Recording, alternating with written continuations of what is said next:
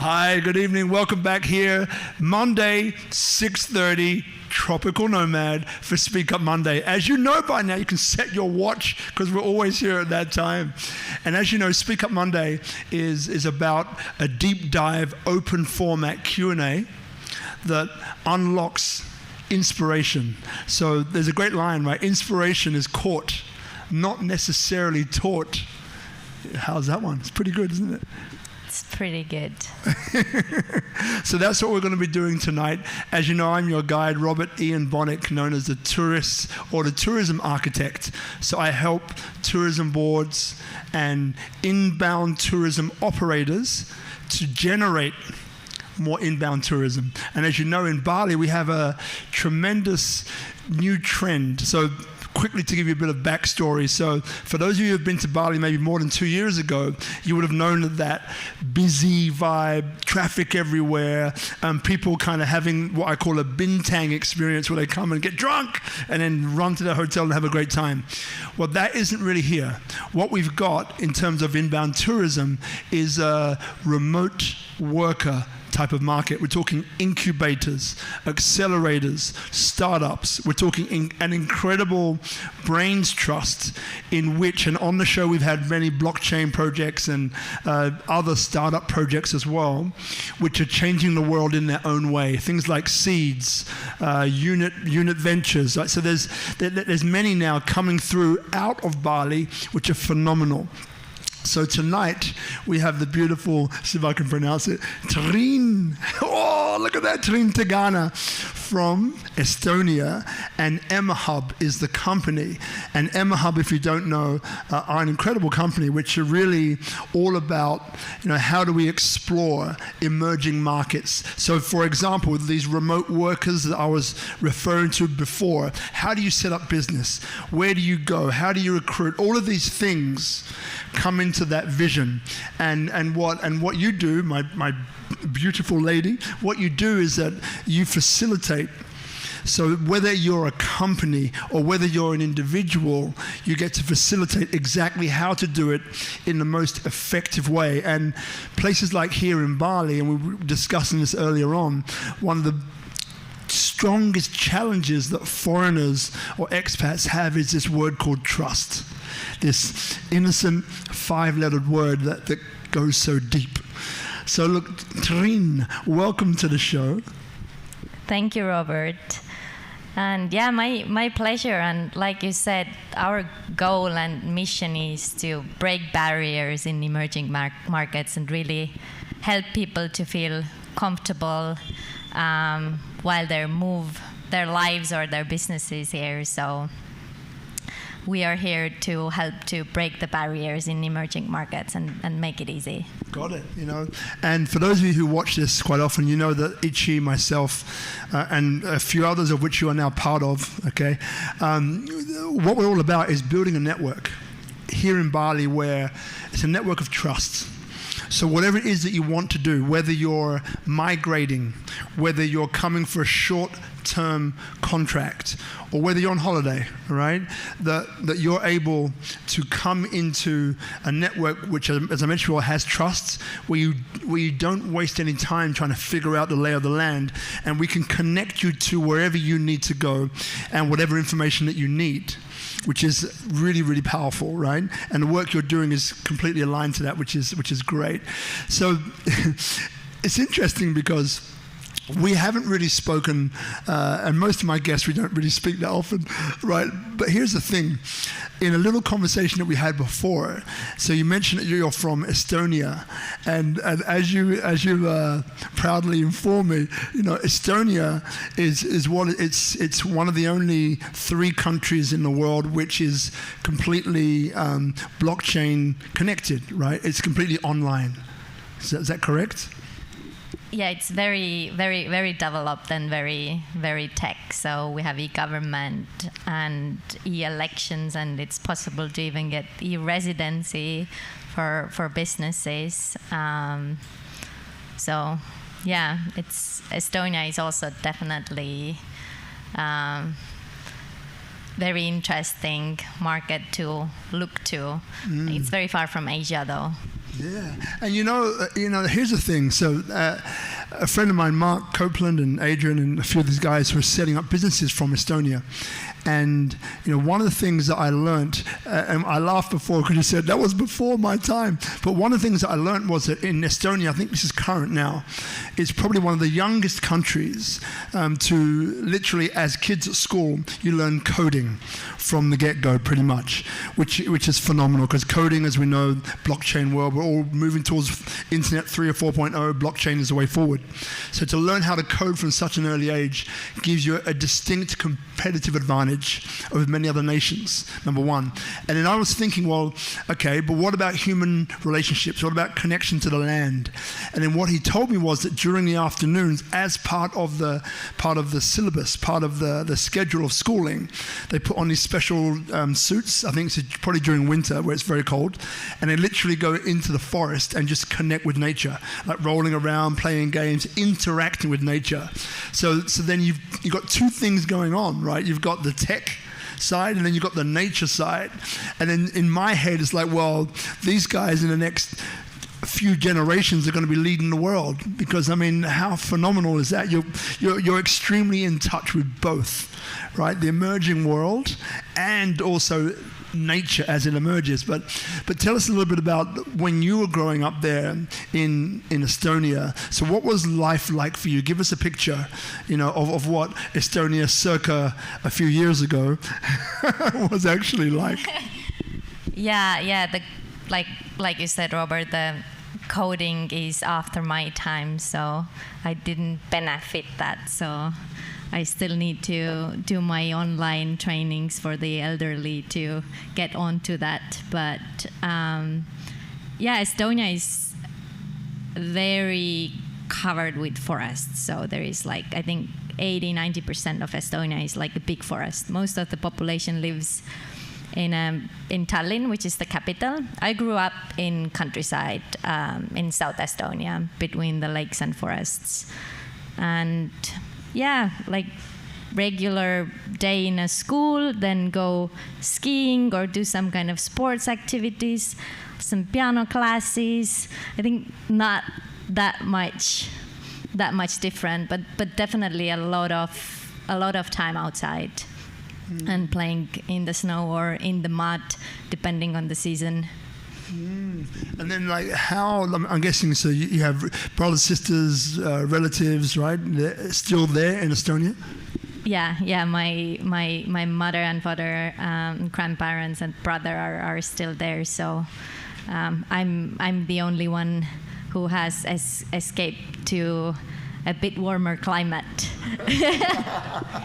And I think they're probably watching now. So if they're watching, hello, Mum, hello, Dad, right?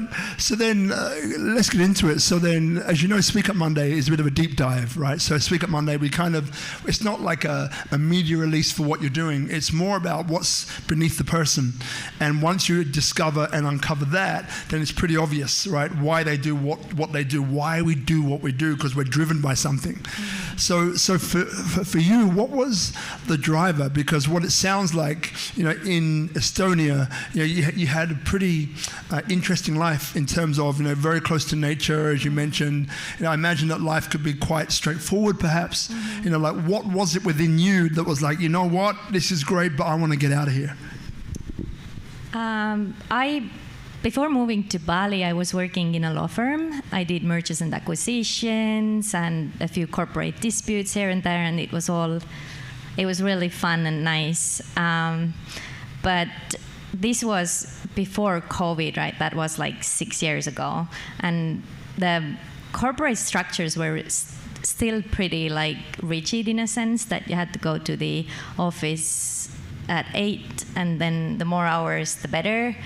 And I was really really driven to be on the top of every possible list on the league that we had at work. And why? Why? Yeah. What was driving you? What maybe still is driving you to be the best? To see what I'm able to do, but I think I also had a little bit of that I grew up, like I said, I grew up in a countryside, and then I went to university, and at the beginning I had this like kind of weird feeling that like, oh, you know, what do I know? Like I haven't even been in all those like cool, like fancy schools, and but I graduated with like really good results, and I was really driven. So I think it was just also to prove to myself what I'm capable of, and yeah, and it was also like really interesting. But I also always have had a bit of a travel bug. I never really thought anything about Asia, though. I thought that it's a bit humid and like dirty, you know, and maybe not really my thing. But I had one of my biggest clients was a startup accelerator, and I had to come to Kuala Lumpur to give them some trainings, and then I had to travel all the way to Asia, first time in my life, just for 3 days training, right? So I had a little holiday, and I decided to come to Bali for a week as well. And yeah, and when I went back to Estonia, I think it was like springtime. The weather was still really dark, you know, getting light at like 11 a.m. and like getting dark at 3 p.m. So it was pretty like miserable. And then I was thinking about one of my friends who was like a digital nomad, that like, damn it, I chose the wrong profession, because I can't be a digital nomad because I'm a lawyer, you know. I'm forever stuck to Estonia because that's the law I studied. And then I went to Facebook and just scrolled down, and I saw this job offer like the same day when I was looking out of the window, and I was like, I remember what that. What are you doing here? Yeah. And I saw that job offer, or like that they're looking somebody with like either legal or economy experience, and I thought, I got this like, I think it was one of the few times when I really like just felt it inside that I have to try. I thought that I won't like qualify anyways, but I have to try.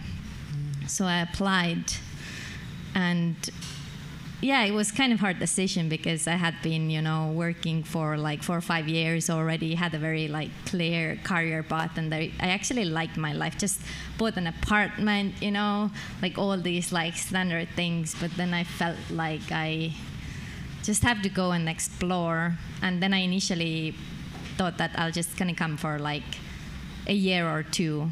And that's what I said also in my job interview, like that, yeah, you know, if you're looking somebody for a long term, that's probably not me.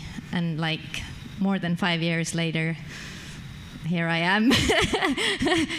Still going. Still going. Yeah. You know, like the thing that interests me is that, you know, like quite often what we don't realize is that there's things within us that allow us or drive us to do things that maybe are outside of our current thinking, right? And they can present themselves in all sorts of different ways. It could be a challenge that we'd never faced before. It could be an opportunity. It could be 11 a.m. it gets light, 3 p.m. it gets dark. I'm over this. I've had enough. I want to do something else. So from the life you had there, which qualities that you learnt from growing up in Estonia do you think serve you now in the life that you have and the decisions that you've made?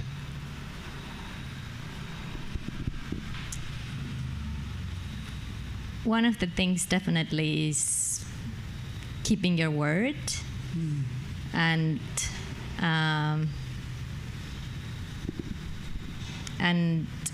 also like going really deep in everything before really deciding what to do. So Estonians by nature are not very, like, I sometimes like joke that I ask one of my American friends that, like, do I really need to do the small talk? Is it like rude if I skip it?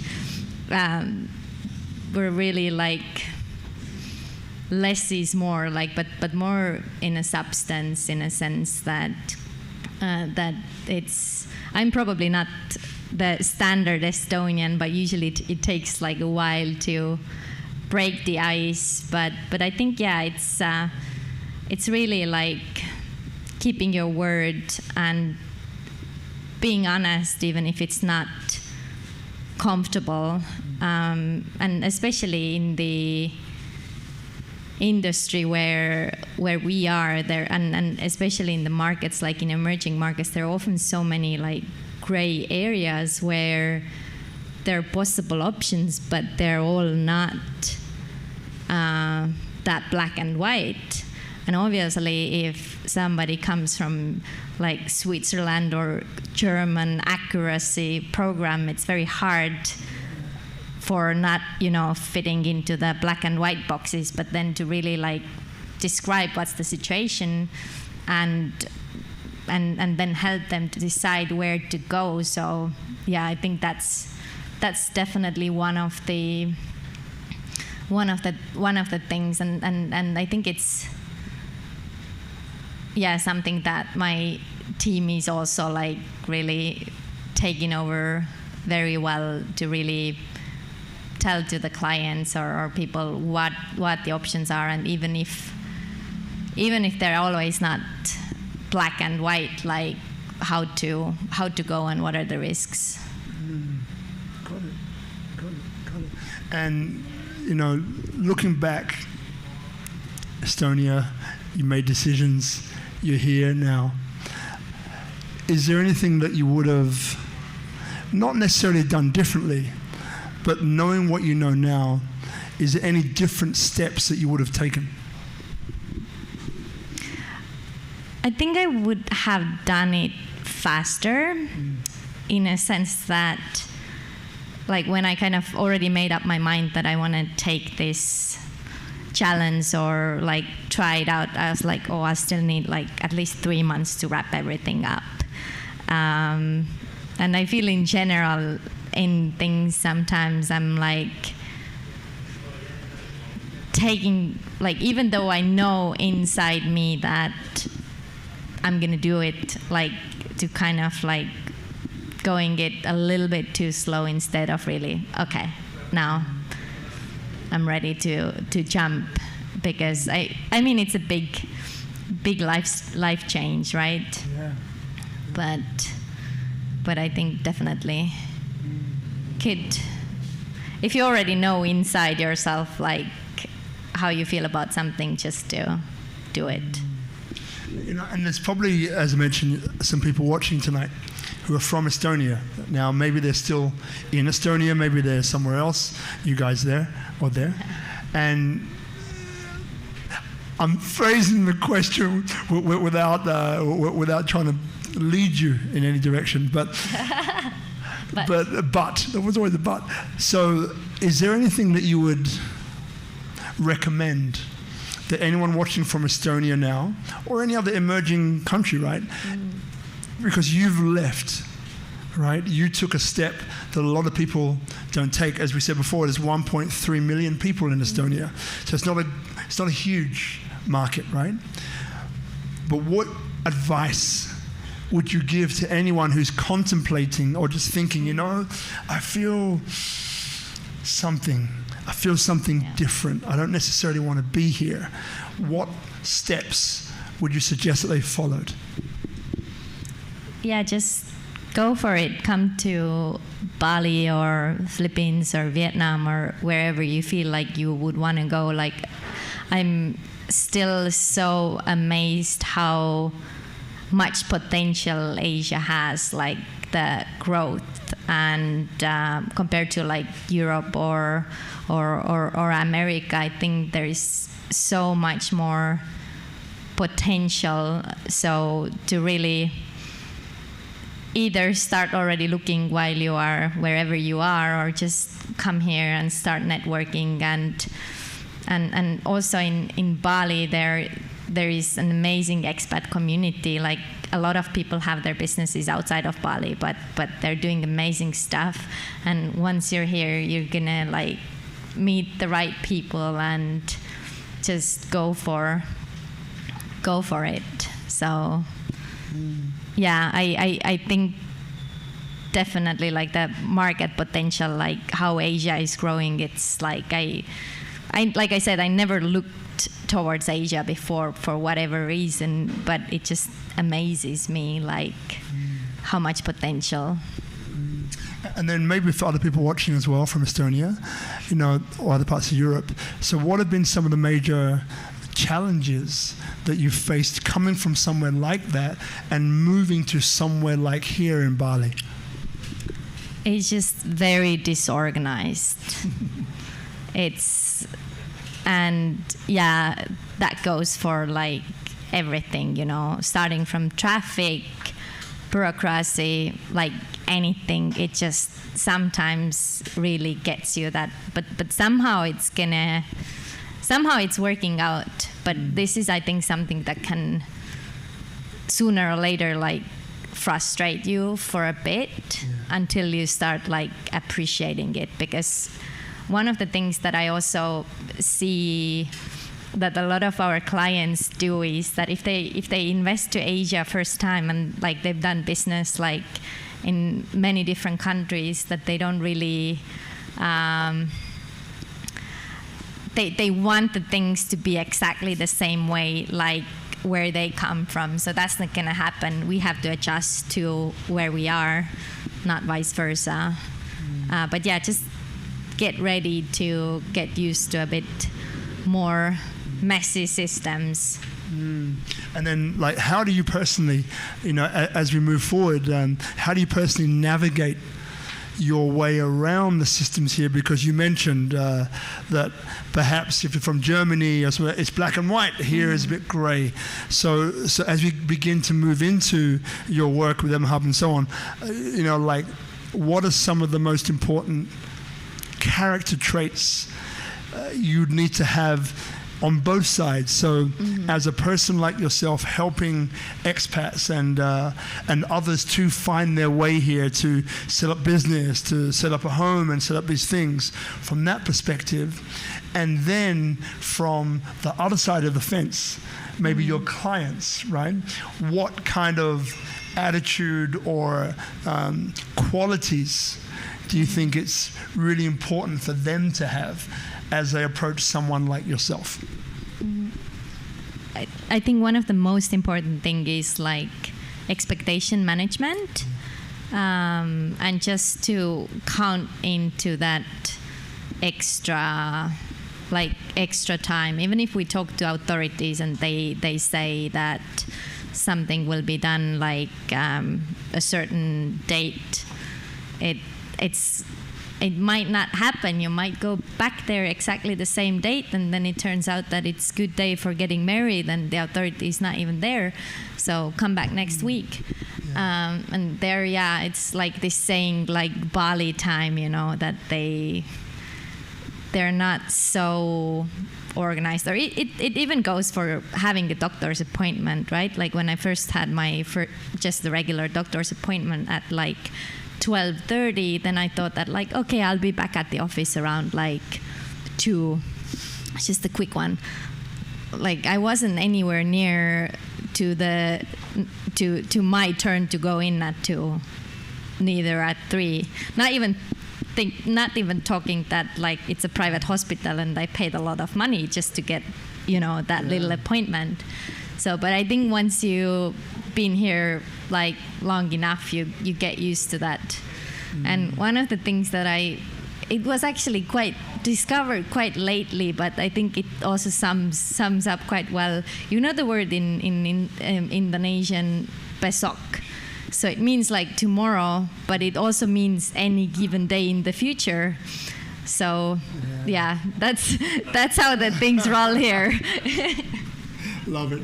The word besok, learn its meaning, and then you have discovered one of the secrets. So now that's on your side. So clients coming in, right? So if anyone's watching now saying, okay, so Triin seems like a lovely person, right? We'll get into a bit of your history in a second. yeah, so if I come to see you, you know, like what sort of qualities must I have to be able to move to a place like here? So you've mentioned already, you know, this concept of besok. You've mentioned already that the organization, right, isn't necessarily quite black and white. You've mentioned the word gray in many areas. So what else do you think is important in terms of qualities for people who want to move here, want to do business here, that they, in your opinion, would need to have? They would need to have an idea what they are planning to achieve and what is the time frame.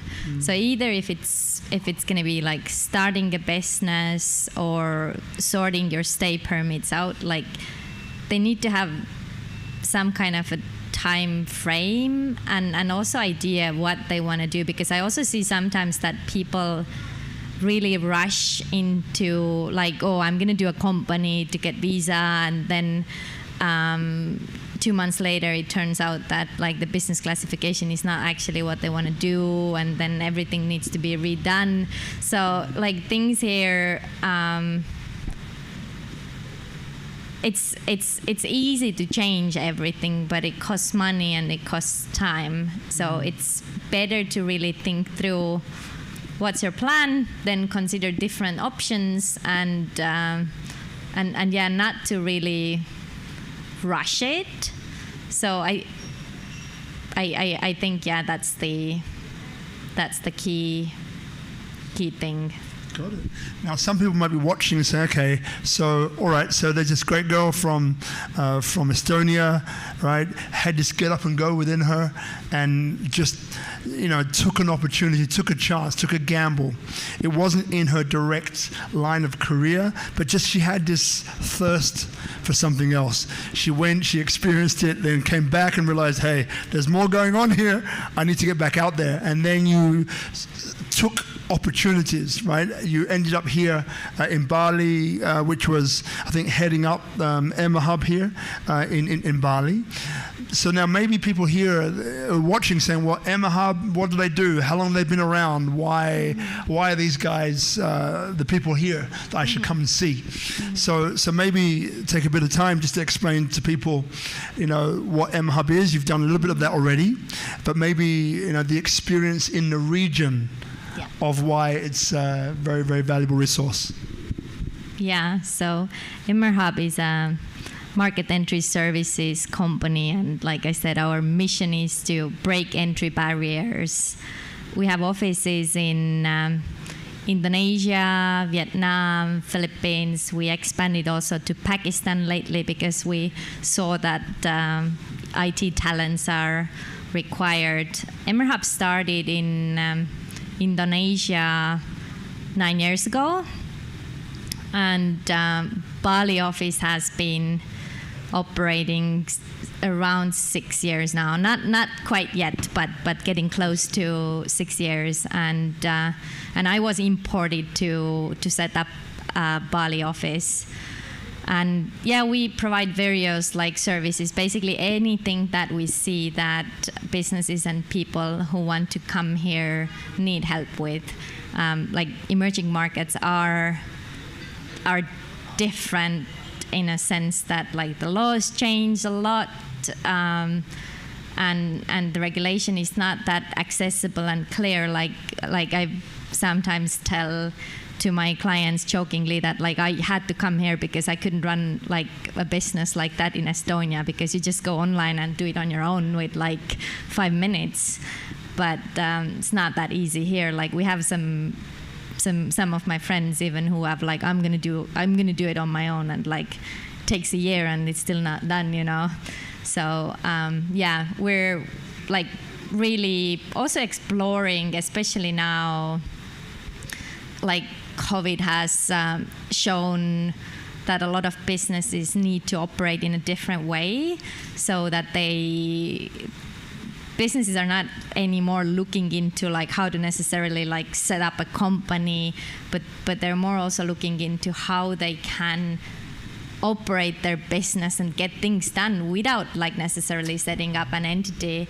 So we're also trying to be innovative and coming up with new like type of services that will facilitate things. Like lately, what we have been doing quite a bit, like it's called employer of record. So it basically means that the company can hire like developers or whatever talent they need from the market. And then the service provider takes care of all the legalities. Like, so formally Emerhub is the employer, but the work actually goes to the customer overseas, and that's a very big thing in Philippines. Like I said, Pakistan has a lot of IT talent there as well. And in Bali, this is growing as well, because I see that Bali doesn't really have probably that much of like a talent unless somebody's looking like hospitality talent. But Bali has this amazing environment, so the companies can set up their hub here and then just make people to come here because, you know, it's pretty nice here. Mm-hmm. And you mentioned before that almost 6 years, Emerhub has been here, and you were imported. So why do you think they imported you? So from the point of view of maybe, you know, what gifts and talents, perhaps, do you think they were looking for? And then it's like, well, she has them. I think it's because 95 or more % of our customers are expats. So, like I said, I'm not qualified here. Like, I don't have my attorney status or any, like my legal background here is pretty generic. So we have employees who can do stuff here, but actually to be the bridge between the different cultures, I think that's like ability to explain things and see things the same way. Like, because if I already had been working in Europe, right? I knew how things work there, so I knew what is the expectation that the clients are going to come here with, and I also learned really fast like what is possible here and how it's possible here. So it's expectation management, and it's like both ways. It's also to learn and understand how things work here, because like I think both like we've been with my team as well here in Bali, been frustrated with each other that like, oh, how you don't like understand that, or like how you like, now it's already probably been years, but at the beginning there were some things that for me were obvious or for them were obvious, and for me not so obvious. So a lot of like things like that, but basically being the bridge between the different cultures and business, like different business cultures, basically. You know, it's funny because you know, I can relate to a bit of that.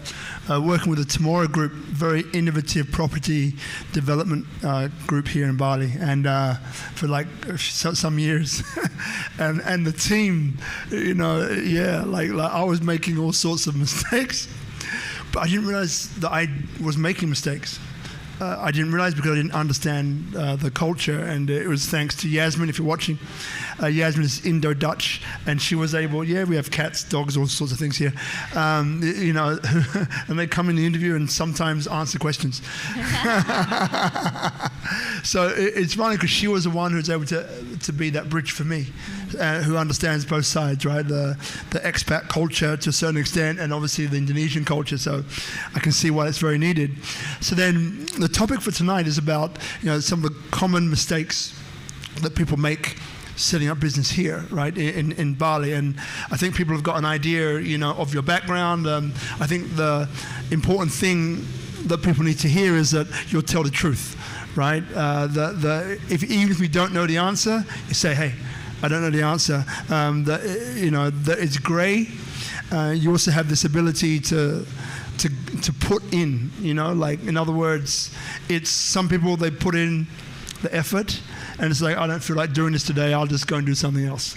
You don't really want to work with those people, right? Because then, not every day is a sunny day, right? You have rainy days as well, and you want to know that the people that you're working with are going to be there for the sunny days and for the rainy days as well.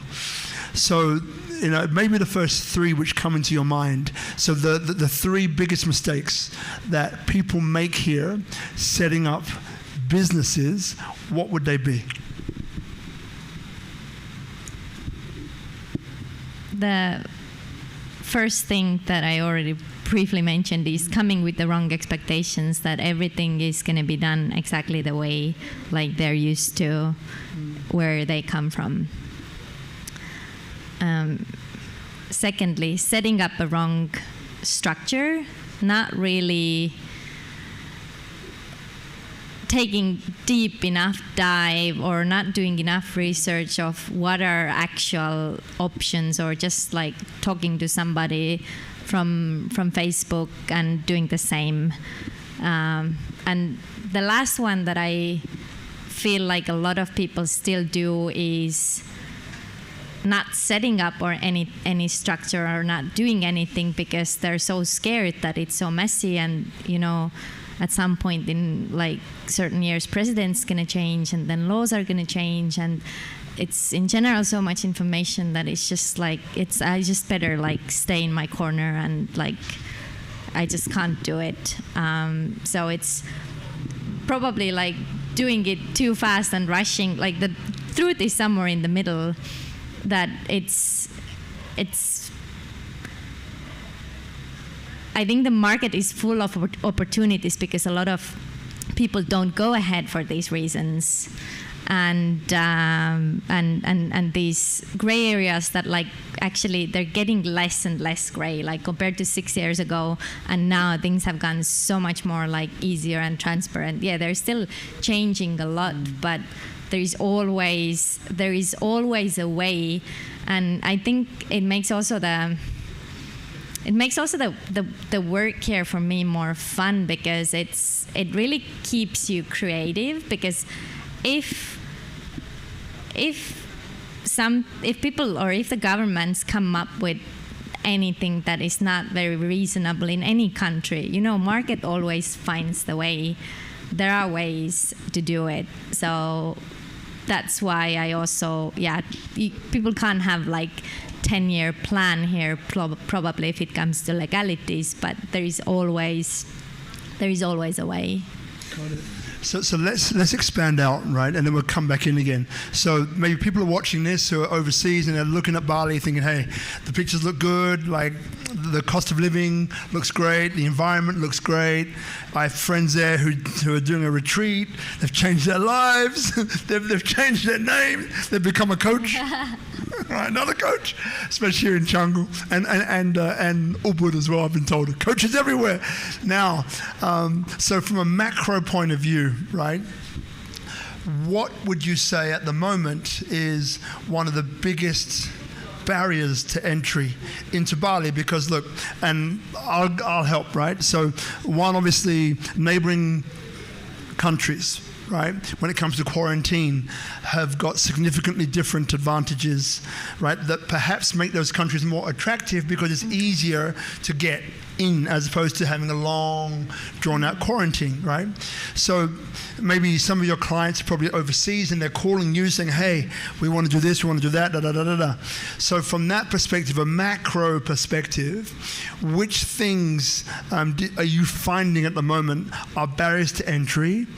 And perhaps are there any solutions that you have in your mind that might fall in the right area for people to maybe take action on them?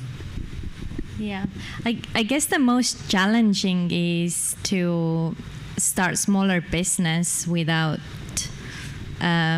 big self-funding or capital, because as like I often like also we ask from clients like where do they get their like financing, and most of the businesses here, like especially property businesses, which is a very big thing, they're mostly self-financed.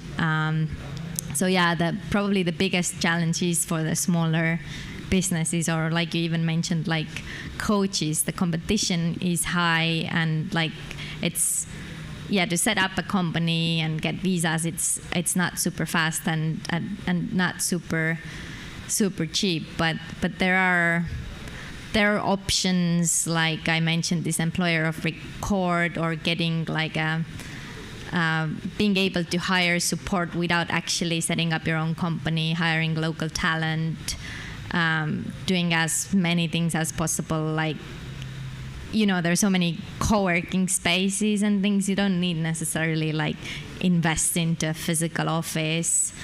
So there are creative ways to find options, but I feel like especially for smaller businesses, it's the trickiest part to really come here and start without having much of capital, because the business here has quite a bit of compliance obligations, etc. But there are different like alternative services available where you can basically outsource this kind of things. So just for those of you who perhaps aren't aware, because there are people watching, perhaps they've thought about it but don't know and haven't taken the first step. So there are a few different ways to set up a few different company structures. What Triin is referring to is a PMA, which is a foreign ownership company. There's a local company that you can set up, but obviously you need to be local, or it's based majoritively locally owned. So we're talking majoritively about PMAs, right? Yes, but also like talking about setting up PT local, it's an alternative, but it's not cheap either, in a sense. Like if you want to do it safely, to pay for the like special purpose vehicles or shareholder service. So what I meant as an alternative that for certain services and things are is possible is more to do it under umbrella of an existing business, with actually kind of subscribing to that business and being little part of that business. But this not going to work for everything, right? It can work well for like consulting staff, but if you actually want to have a shop, then there is no way around. Like you need to then have your own company. Got it. So any physical building, like a cafe activity, it's difficult to get around it. You need to go through the process and follow the compliance measures. And then anything that might be more ethereal, like consulting, things where you don't need a physical office. So a few friends have asked me about, what about a representative office? So the company is registered outside, but that company has a representative office here in Bali, which they are allowed to, I guess, from a compliance point of view, they're allowed to do different duties within their business. Mm-hmm. So can you explain a little bit about that? 'Cause I think, for some people watching this from overseas, that could be a structure that could be popular. Yeah, representative office is actually a really good structure for the people who want to relocate but keep running their business abroad.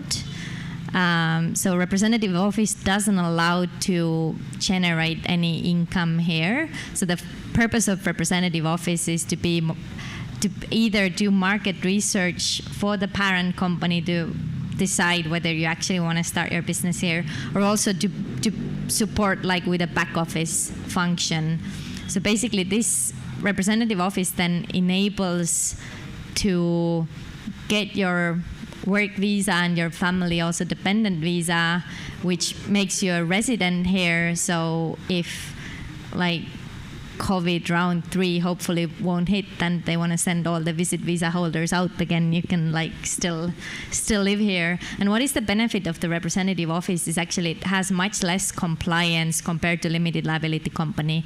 You don't need to corporate income tax reporting because you're not allowed to make any income here. And basically, you don't need to have that many Indonesian employees. You would still need to register at least one Indonesian employee, but there are so much more compliance obligations for the foreign-owned company, and no capital requirement, which is a big thing as well. Like for foreign-owned companies, it's 10 billion rupiah, which is like 750,000 USD. You don't actually have to prove the money, but this like really scares off a lot of people. But yeah, representative office is definitely a good long-term solution for the people who wanna live here and keep running their like overseas business. It helps to sort out the visas. It has much less compliance. You don't have to worry about the corporate tax here. So yeah, it's used actually quite a bit by families relocating. The other side that I see a lot of people like these days are tempted or still want to do a PMA, which is a foreign-owned company, because PMA enables to get investor stay permit. An investor stay permit is something really nice that the Indonesian government has given the foreigners. So like you will get the permit for 2 years, and like any other work permits require 1,200 USD a year to the Ministry of Manpower. But for investor kitas, you don't need it. So you will already save within 2 years, like 2,400. So a lot of people want to go for that. PMA is definitely also an option for the people who want to stay here long term and actually do business. So I don't recommend to do it for the people only for the reason of getting kitas or the work and stay permit, or only for the reason of buying property. That's another benefit. But also, if you don't have any business activity going through, like you can get a lot of audits in a few years. Like what's your business here? Yeah, what are you doing and all that? Okay, so then let's make it easy for people. Not that we haven't already. So, all right, so we've got a few different structures that people would look into. One, the PMA, the foreign investment company, that can be owned, depending on which segment of business that you're in, can be owned 100% by the foreign interests, right? So by someone who's not Indonesian coming here to set up business and invest in the country. But with that, the paid up capital that you said scares a lot of people off is around 750,000 USD, right? But there's options there, which we won't go into quite yet.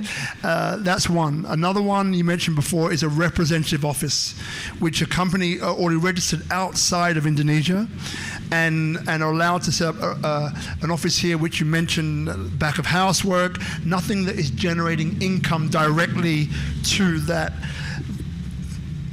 series of, let's say, here in Indonesia, right? Yeah, so it cannot be physically here. So like, cutting hair or serving food or renting out the villa, like anything that is really easy to say that, like, hey, this revenue is generated here. Okay, all right. So it's not allowed. Okay, it's not allowed. And then you've got your local, your PT local, which you need a local partner for, who will majority own it. Is that correct? PT local is actually 100% owned by Indonesians. Okay. So even if a foreigner owns only 1% of the share capital, or like even less, then it's qualified as a foreign-owned company, and all the capital requirements of a foreign-owned company will apply.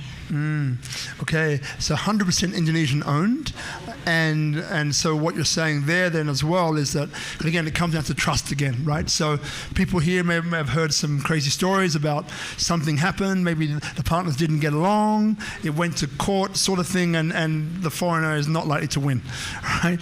Which in many ways kind of, I think, as over the years has probably pushed and directed more towards the PMA and the representative office, right? Okay, so we've got those there now.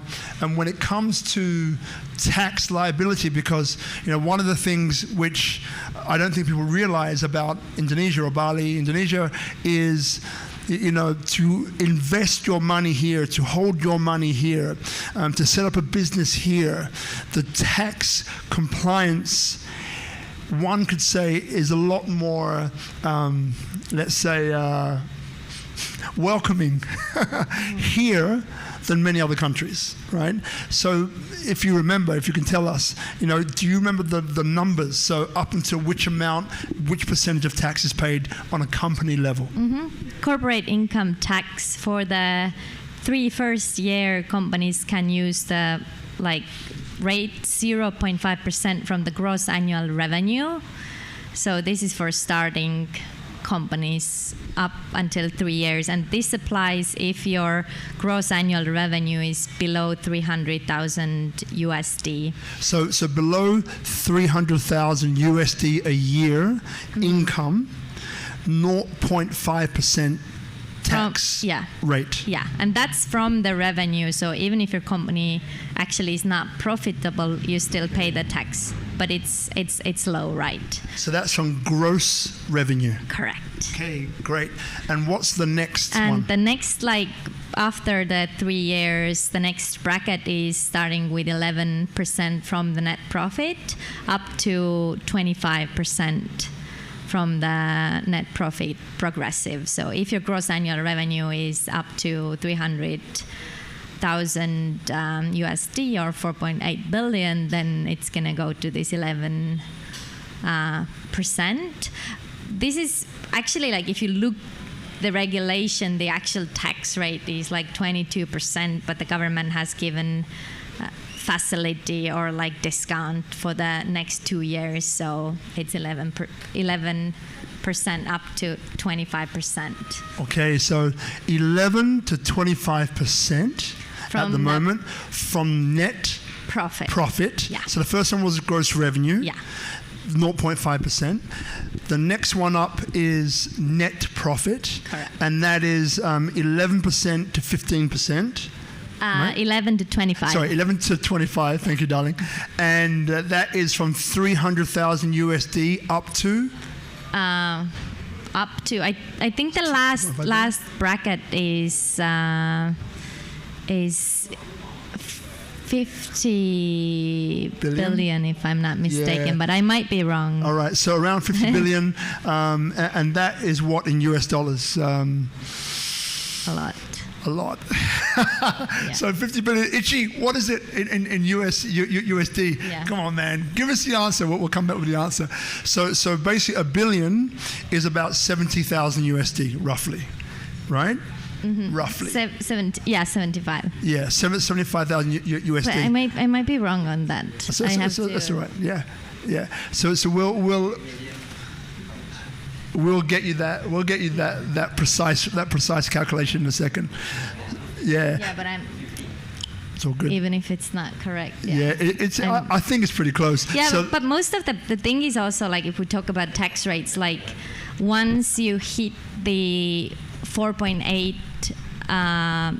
billion a year, the company must also register for VAT, which will be additional 10%.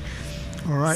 So VAT kicks in after you go 4.8 billion above. 300,000 USD. Yeah. Yeah. So I mean, look, we can. Yeah. Yep. So 50 billion rupiah is 3.5 million US dollars. Okay, so 3.5 million USD. So that's from 300,000 USD, right, to 3.5. Yeah.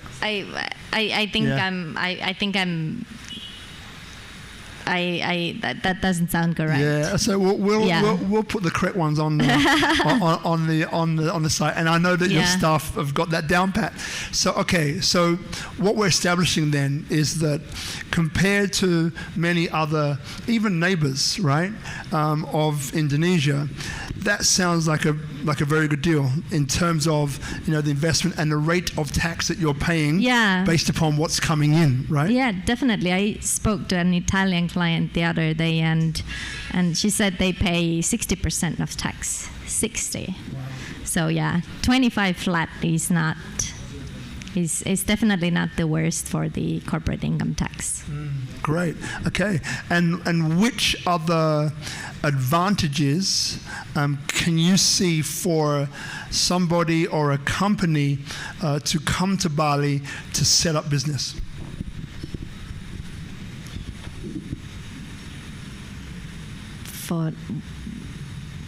There are a lot of advantages. The ones that come up, maybe choose 3, because there's probably like 10 or 20, but just choose 3. Yeah, I mean, tax is definitely one. It's also like the labor costs are pretty low, and I think Indonesian people in general are very well known as like very good in hospitality and customer service, because they're always like smiling and friendly. So it's definitely a very good spot for talent. And Bali has a lot of like creative talent if it comes to like graphic design, etc. So definitely that's one of the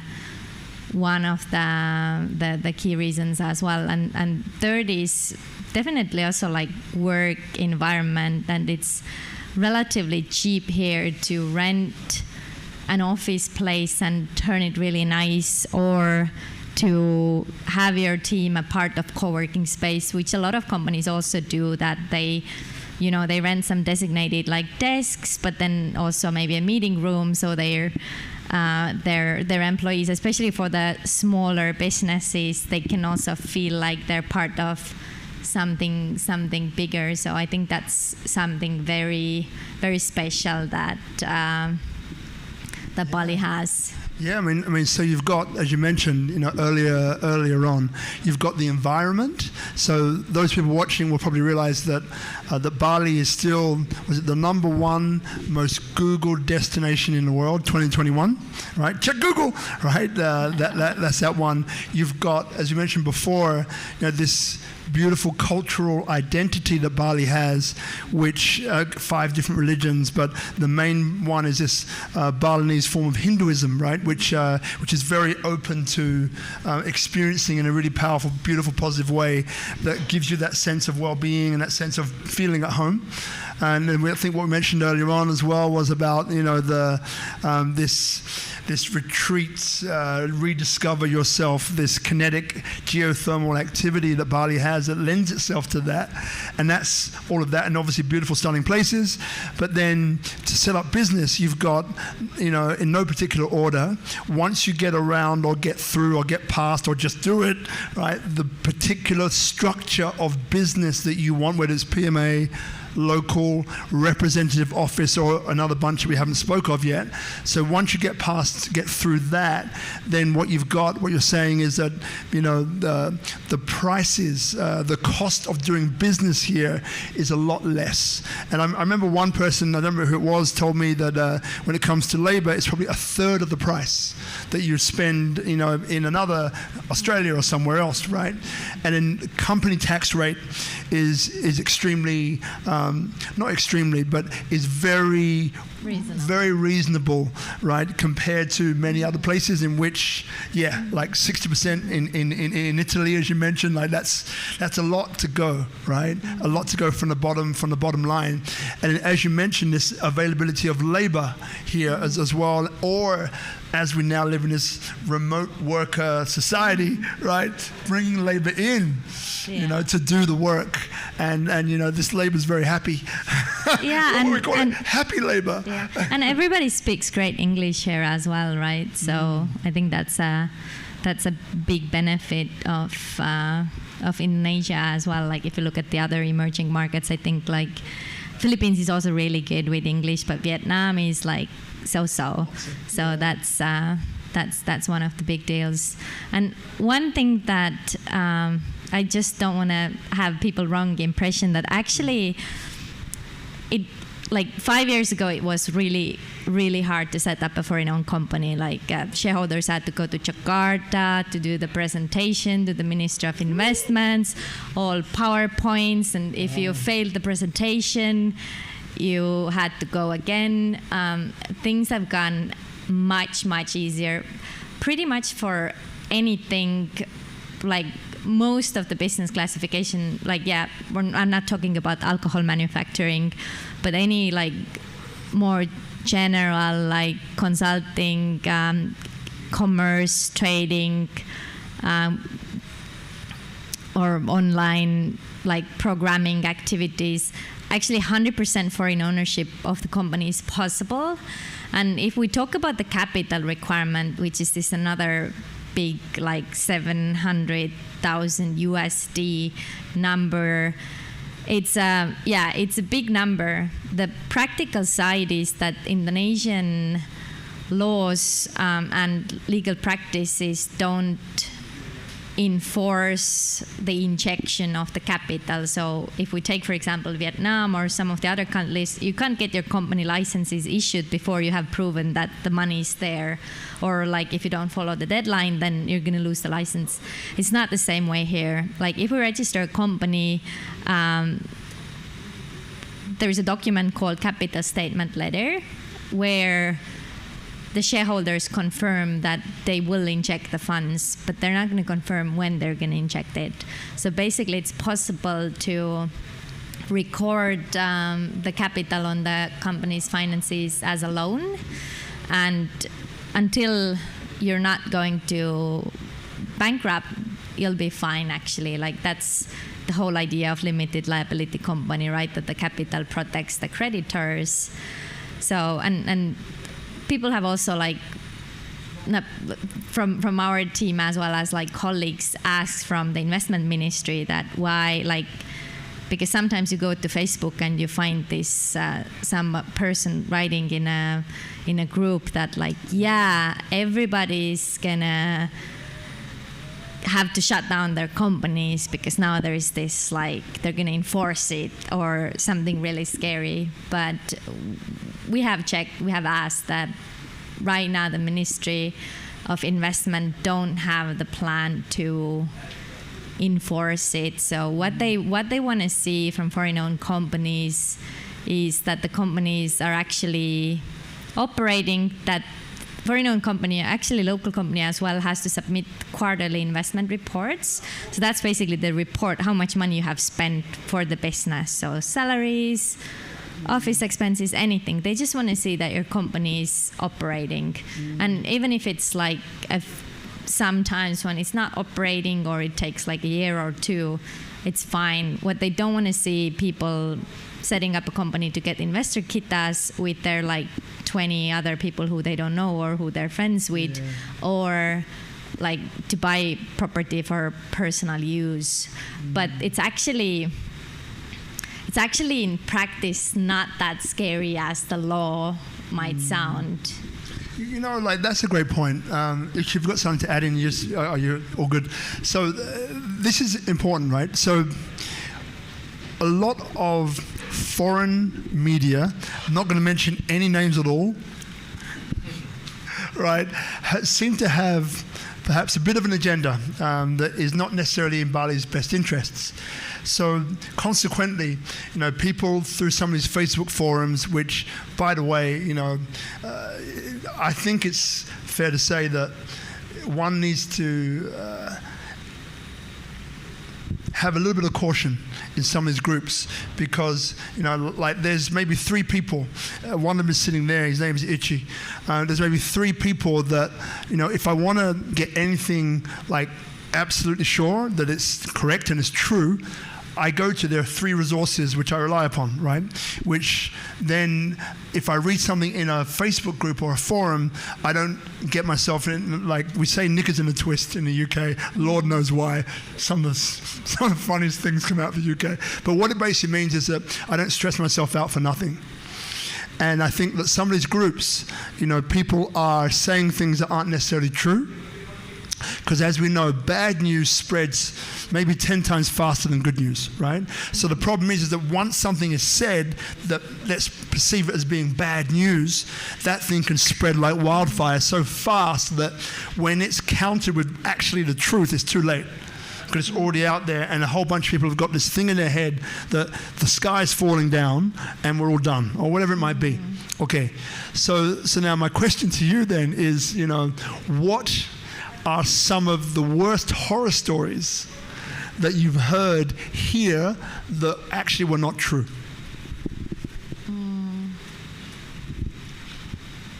that actually, there are some horror stories, obviously, that have been true as well. Absolutely. We're going to go into those afterwards. Yeah. What was, I think, the latest, one of my friends is actually also one of the guys who likes to go to those forums, and I'm not super active on Facebook myself, but I always feel that I'm updated because at least once a week, like I get a screenshot of something, and then I get this like rush of anxiety that like, oh my God, did we miss anything? You know, that like we're not up to date. So I'm like, yeah, I'm gonna check it with my team and I'll get back to you. And yeah, the last one was exactly for the regarding the capital injection.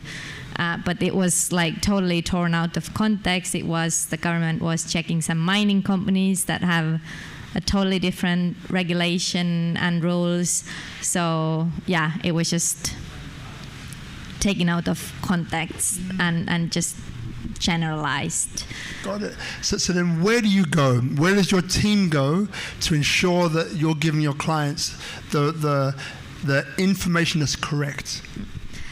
Two sources mostly. We check directly the law, and then we check also respective authorities. So if it's company registration matters, then we check with investment coordinating board or like local licensing office. If it's immigration matters, we check with the law plus the Directorate General of the Immigration or the Bali Immigration.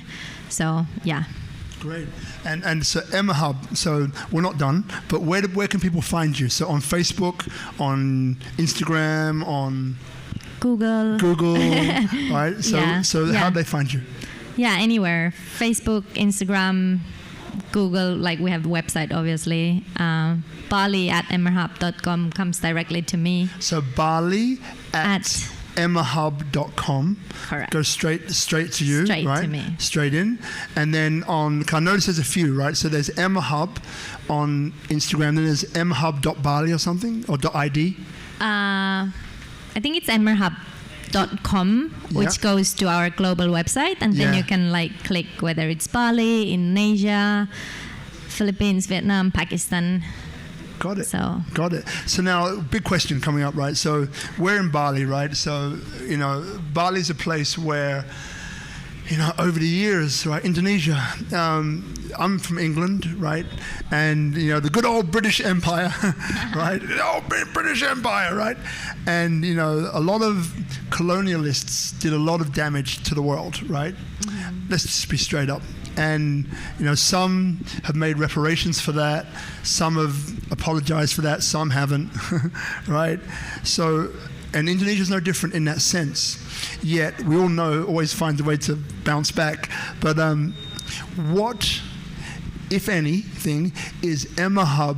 Do you think, if I asked you, what is Emerhub, doing to reinvest in Bali, to pass something on, to give something back? CSR, I guess people call it. So if I asked you that question, how would you answer it? We are supporting all different kind of local activities. Like we have a few clients who do non-profits, so we try to help to raise the awareness of them, and we just lately have started doing it more and more with like Andy, who is our community manager. That's actually one of his big tasks, to actually get more out in the field, and there's so much to do, actually. Also like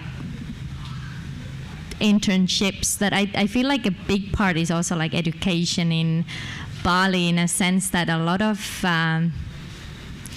people feel that hospitality is still the go-to industry, because that's what they're used to, or to have more of this outside of box thinking. We haven't done it yet, but one of the thoughts that I've had together with actually one of our clients who is doing jewelry that part of the profit goes to the children, and especially to girls, to have this educational program to take them to the office and like to see how we have some really cool young Indonesian kick-ass like account executives or tax and accounting people, to show them that actually no matter what's their background, they don't actually have to do exactly the same that their parents are doing, but there's so many different things to really get them out there. So that's one of the things actually we will be working on. You know what we're going to do, right? Because we love just to do crazy stuff. Community manager, come here. Yes. Yeah. Yes, my brother. Andy just had actually one thing to add that I totally forgot. So just walk around the back here and come in the middle, right? Yeah. Or come in the middle, right? So you can keep that one. Oh. So no, you share it. There you go. Fine. All right. Okay, you have this one. So introduce yourself, right? So what is it that you do? What is it that you love about Emerhub? Could be this beautiful one as well. And the coolest voice. Yeah, and like, what do you? I'll ask you the question later. Come sit down here. Yeah. Oh, me? Do you want to? I really want to talk about this initiative that we already actually did, not only what's planned. So Andy, take this. All right. Let's go. So, your first name, surname. Okay. Introduce yourself. What lights you up in life? What's all right. Where's your passion? Start there. So my name is Andy Ref. People call me Andy. So Triin, at the very beginning, I joined Emerhub as an account executive, as the business consultant. And then Triin saw me different way. She saw me, I have another skill that I have. And she appoints me to take over the community position. And then it's part of my work as well before, when I was working in Jakarta and Bali. And then we both have connections the way what we want to do in Emerhub. Like, of course, what you mentioned before about the CSR program, right? I think it's very important that we as the legal something like a legal service, but it's part of the community. It's also very important for us, of course.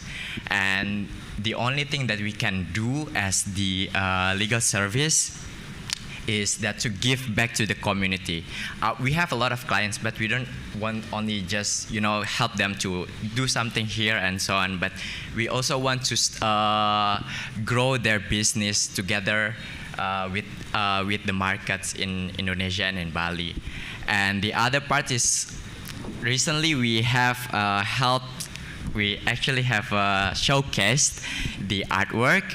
We help the local young emerging artists, and we give something like a platform for him to showcase their artwork. And it's just like we don't take any profit from it. All the sales are belonging to the artist himself, something like that. So yeah, we basically like Andy said, that Andy used to be account executive, and then I saw that he has this like spark to talk to people and connect, and I often we have a lot of different ideas what we could do, and one of the ideas I had for a while was to I haven't done much work on interior design, so our office walls were pretty plain white, and I was like, it's just, I don't know, doesn't feel right to just buy some decoration. What if we just find some young Indonesian artists or photographers, and we quarterly just swap around. We have a lot of people coming through office, so it's just out there for people to see. And yeah, Andy is exactly that type of person that we come up with the ideas together, or he the next day he comes with this artist whose name is Kuncier, and he does really he does really cool stuff. He's like a modern Balinese artist. He used this like Balinese sorcery forms, but with a twist. Like the current artwork that we have in our Umala's office is actually what he painted when he was in jail. So he's really twisting the traditional Balinese art, so like breaking barriers in artwork, like we do in the legal world. So we really felt that this resonates. Breaking barriers. Yeah. You know, Andy, I've got a question for you, right? So, Okay. You know, so we're talking about today. By the way, thanks for doing this. Just to preface that, every time I've seen you, yeah, I agree with you. Like, he's got a beautiful nature and a really, what's the word, inviting, warm spirit and smile, right? Me. Yeah, you. And it's phenomenal. No, it is. It is. And people can see this now, right? Which is great. So, as I was saying earlier on, you know, like, Triin, myself, a few other people here, we're guests in Indonesia at the end of the story. We love it here, that's why we're here. But we're guests. So, you know, I think it's great to hear from you, you know, and I'm putting you on the spot, but I know you can handle it because you got this. You've got this. Got this. Right? You got this. So, you know, if foreigners are coming here, right, to either work or to live short-term, long-term, you know, as an Indonesian, like, what do you think you would like to say to them and give you a bit of a hand, right? It could be, you know, the attitude that they come with. Yeah. It could be, you know, they there you go, you got this. So what would you say? You need to eat, you need to survive, then you have to work and live in the legal way and in the correct way. That's what I want to say. And I think just to respect each of the culture, the difference, and the people as well. And here, you guys in Bali as an expat, like, you know, just respect to each other and then follow the correct way of living here in Bali in terms of regulations, law, and legal side, and so on. I think that's it. Got it. Yeah. And like, is there anything that you've seen? It's not because I work for Emerhub, yeah? Yeah, I know. I know this is you, brother. I know. This is what we want. So is there anything that you've seen here? You know, we're talking about foreigners, right? Yeah. Which kind of puts a smile on your face, something that warms your heart, something that, like, you think, I think they just flirt with me. No. Love it. Outside of flirting with you, which I can see why. He's a beautiful man. He's beautiful, right? Yeah, so it's any, like, because people may be watching this who are not from Bali, who are not living in Bali, and who are wondering, you know, like, hey, I want to move to Bali. Yeah. You know, I hear it from people like Triin, I hear it from people like Rob, but they're expats living here and da-da-da-da-da. I want to hear it from someone who's from here, someone's from Indonesia. So from that point of view, you know, like, what things have you seen that have made you smile? What things have you seen that have frustrated you? What things that made me smile when I heard some stories from my expat friends as well, and they come first here and okay, they have to come back to their country, right? And then once they leave there, they're back there, and I think I've changed a lot when I'm coming at the first place when I come here to Bali, and then they decided to move directly here, to move for good. And then I think that's the beautiful things about the magical island here in Bali, where they can, like, spiritually get connected around, and the people and so on, and the nature. I think that's the most amazing thing that I heard from my friends, especially when they live already here, they don't want to come back. And you, Triin, do you still want to come back? And then, I haven't gone anywhere. And then what is one of the most frustrating things maybe that you've heard? No, I don't. Frustrating. I don't think. Yeah, like things which you maybe wish were different. I don't know. What is it? I think mostly I take, of course, work. Take it very easy and relax. I don't take stress out of it. Love it. I avoid the negativity and so on. Okay, when I'm very stressed, I better like shut myself up and then just relax. It's okay. It's okay. Got it. And Triin always like, Andy, you look stressed. Oh yeah. You know, Triin, what do you do when you're stressed? Because there's things going on. It's not black and white. It's shades of grey. People want answers now. You can't give it to them. Like, how do you deal and cope with the stress? I think having a routine is like a very important part of it, and also doing some kind of exercise. I go kickboxing, so punching it out, or like surfing, but that's more at the hand of the weather gods. You know, whether the tide is good, whether I can that's more like a weekend hobby. But I think to have more structure, because I feel also as a manager a lot of different things, like jumping from one topic to other. So I've really tried to focus, like having a bit of more structure and focus on the things that we can control, and also just to be responsive to the people, even if they don't respond well. But we have to be honest, and if things change, or like even if we do mistakes, sometimes obviously we're gonna fix it, but we have to be honest what happened. Yeah. So I think having like a schedule and doing a bit of like exercise is good. And last question for Andy, and then we're getting him out of the hot seat. I think I recall the thing about first date. Great, let's go for it. Yeah. About the client when someone knows that exactly that he doing wrong, and then they just want to make it like I'm gonna make it win, you know, something like that. There's someone like that, right?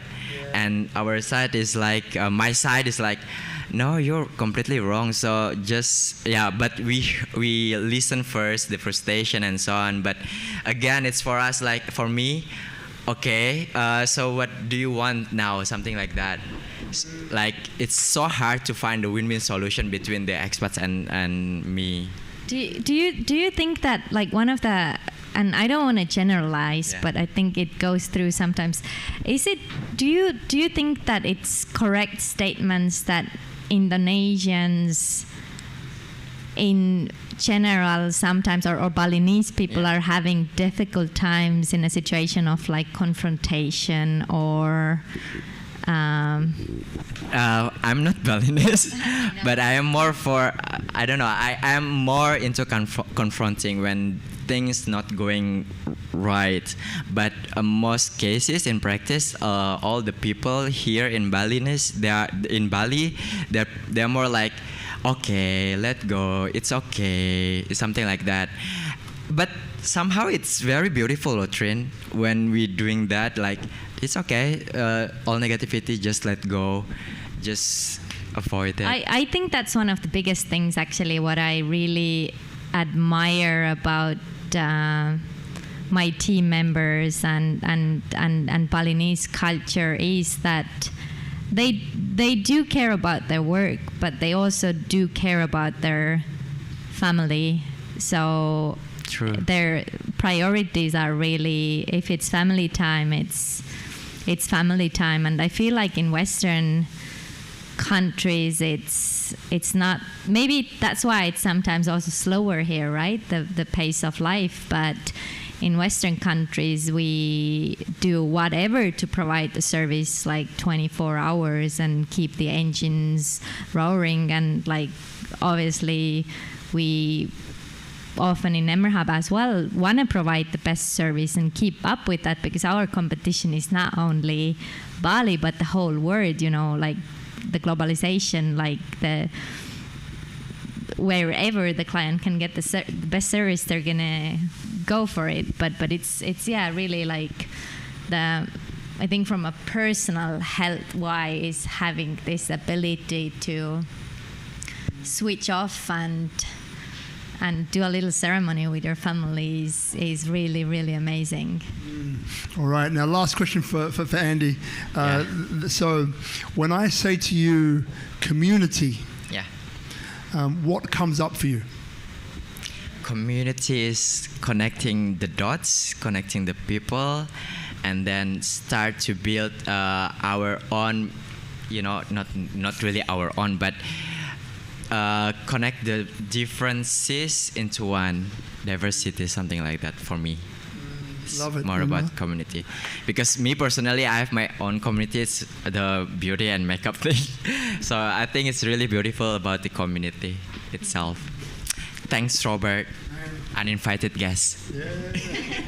Thank you, Bill. Yeah. Thank you, man. Yeah, beautiful man, absolutely beautiful. And he was always, his energy is always on point whenever I've seen him. No pressure for next time I see you. It's like, where's your energy gone, man? No, always on point. So now, if anyone has any questions, feel free to grab the mic. Question away. I think we moved that one. Oops, sorry. Yeah. So just move that one. Yeah, a little bit. Just a rogue foot. A little bit more. Yeah, we're good. That's good. A little bit too much. Sorry about that. There's a microphone, cables, and all that. Cables everywhere. Thank you very much for sharing some of these, your experiences and then what you're trying to do. And I have a question, Triin. It seems that there are a lot of, in terms of communication from the government about their policies, not very clear, very hard to understand. Sometimes it comes out in Indonesians, and then we have many of these regulations change as they just implement it, and then 3 days later, it's been changed again, for example. If, from the legal services perspective, what would you say to the government, how they can actually improve their business practices that so far has given pretty bad image about Indonesia? And that's obviously is one of the things that we all expat communities in Indonesia. We want to actually promote Indonesia, but sometimes these are the things that is our weaknesses that we can't really say much about. But if you were to have an opportunity to talk to the ministers and the law enforcements and all that, what would you be the advice to them how we can improve this delivery of this whole thing? First and biggest advice would be giving any kind of advance notice about what is the law and when it's gonna apply. How the legal system here works right now often is that there will be a law that will be enforced once it's signed, like even if we have this omnibus law. So all those rules there are in force, but they're not implemented. So it means that in practice, let's say the omnibus law states that the company can have only one shareholder. Actual practice and previous law was that company must have at least 2 shareholders. So we have this law that is valid, saying that you can have only 1 shareholder, but it's not implemented. So it means that we can't use this law. And once they implement this thing, they usually just implement it as of today. So we wake up and we log in and we see that, oh, this is possible. And then we probably find some kind of announcement also that often comes also from, often the public announcements in the newspapers come before the actual law. So I think it would be really amazing if they would actually have a system about, so what is the law, when it's going to be implemented, how it's going to be implemented, and where is that gap there between, I think in any legal environment, it would be great to have that cap, so everybody who needs to prepare something or finalize something have this time. And in most of the countries, they do. So yeah, to have more more structured way of, and maybe not even announcing the laws before the implementation is ready, because even if we take this digital nomad visa, that again, it's in the law already like more than a year. Everybody's like, waiting for it, but it's not possible to apply. We don't even know exactly what are the requirements to apply, so it can be really confusing. It's kind of reminds me also this airport, like Bali's open, but we don't have flights, we don't have hotels, like on the paper it's open, but like in practice it's not. So to make this paper and practice a bit more aligned than in a like more organized way. But yeah, it's also, I would also give the benefit of the doubt to the government, because they have really done a lot lately to improve the situation with this omnibus law, and things in different provinces take also different time, right? So in Jakarta, things are done much more professionally and faster, but in some more remote areas, like even the government doesn't know the regulations. So even if in Bali it happens that we like have to go with the paper and tell them that like, hey, this is the law of the country, like do it. So yeah, but sorry for flowing away, but basically to have more structure of when the law is in force and when it's implemented and how it's implemented. Because right now everything comes, especially immigration laws, they usually come on Friday night. And they're not that clear, yeah. And enforced straight away. Any follow-up to that? Thank you. I think it's amazing that Emerhub and you are keeping up all these changes, because it's such a dynamic country that everything is like changing. But I think that's why we also love Indonesia, because it's never boring, because every time we hear something having new things happening and things are getting better, which is really, really great. And there are, around the world, I think it's not just Indonesia that having challenges, but it's one of the very interesting places that really attracting a lot of amazing talents, and we would love to continue to also promote. Yeah. Is there anything that we can do, for example, from Tropical Nomad, for the community of digital nomads? Is there anything that we should be doing more from your point of view?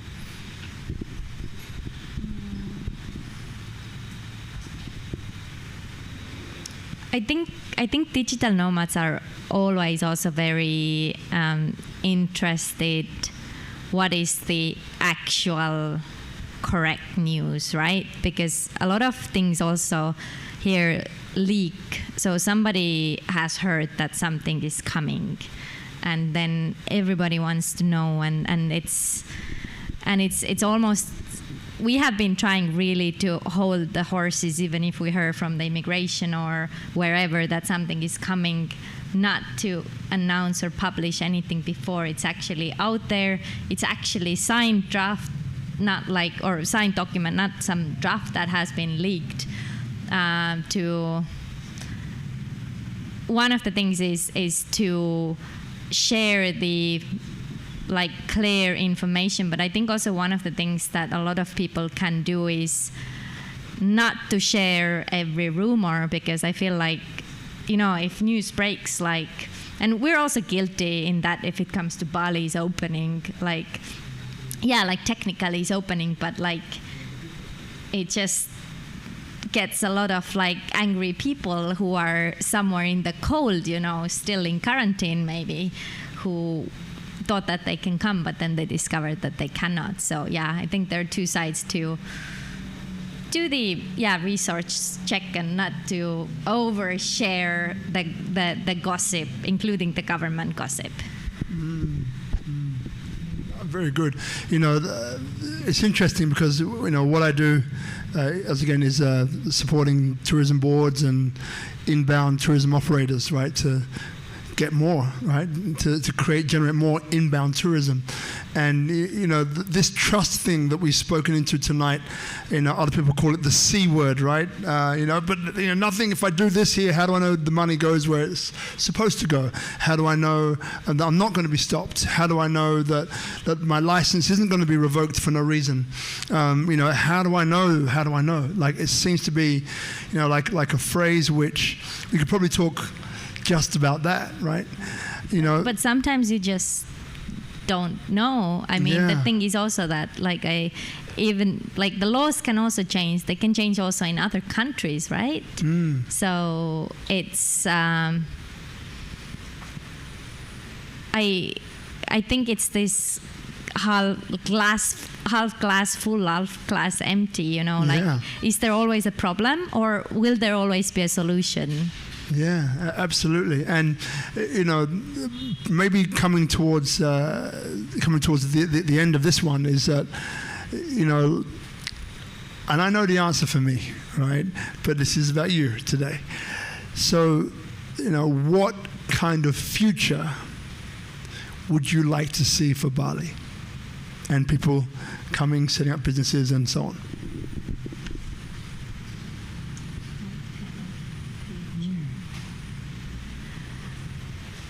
I would like to see more clear future and to have more clear options for the people and different interest groups we have here amongst the expats. So like I just said, digital nomads that don't have really good setup option right now, and I think all the parties are losing. Like, most of the digital nomads would be really happy to pay to the government to get the correct permits and be legal. Like, I don't remember when I had last meeting. It was probably years ago when I had a meeting with somebody who was trying to find the ways to get around stuff and not to do things properly. People want to do things properly here. It's just sometimes hard, and there is no super good solutions. So I would like to have more super good solutions, and I think that that it's big part of also for the consulting companies and all the other parties in the market to be more creative and to come up with different solutions. And the thing is that market is always ahead the law, like it's in everything like that, with inventions, etc. So I think we just have to show the road, but I hope for more clarity, and I see that we're moving that way. Great. Thank you, Triin. And so the way that we end the show, in about maybe 2 minutes, 2.5 minutes, have the opportunity to say a few words. Not a few, as many as you want, right? And it could be something that you reiterate, something you've said already that you want to leave people with. Remember to let people know how they can get in touch with you again, right? Because people forget. And and then after you share that, or it might be something that maybe you haven't shared but wanted to. So whatever it is, feel free to share it. Saying you've got a few minutes to think about what that looks like, right? Now, in the meantime, everybody here, thank you very much again. Itchy, who we got tonight? We got Itchy, Bella, Guzman from Tropical Nomad, and of course, Brother Ayub. Thank you. Great to see you, brother. And so we're here every Monday, 6:30. Every Monday. This is episode, I think, 195. So as we zoom in on episode number 200, so it's been 3 years, and every single week, regardless of what's going on, it's been an amazing journey. The last 100 have been filmed here at Tropical Nomad, which have been great, because then it's giving us the ability to be, to have this. If you're looking from YouTube or Facebook, you'll see this beautiful template we have on the screen. You won't see the beautiful template from Instagram, but it still looks beautiful. So this is all due to our collaboration with a good friend and great, Tropical Nomad here in Canggu. And as you know, I'm always very supportive of people which come to Bali who want to, be part of this network that we're creating, this network that doesn't belong to anybody necessarily, but it's a network of trust. It's a network of people wanting to do the right thing in terms of, the compliances that we've spoken about before, that Andy spoke about, that obviously Triin spoke about, but also, into human beings, right? Being culturally aware and sensitive of what Bali is. 5 different religions all cohabiting together. Very well, thank you.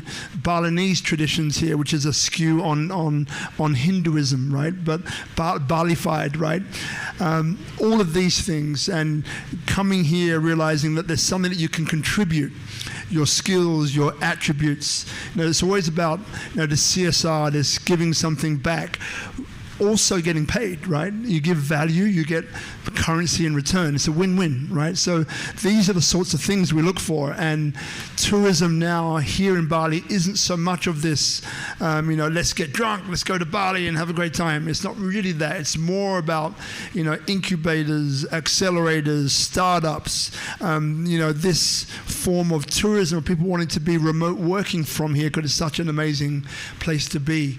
So if we can do our part and help to create this network that might be blockchained in the near future as well, but to create this network of trust that people can navigate and literally just come into this net and receive anything that they need in terms of advice that's on point, that's up to date, that's real, that's not fake news.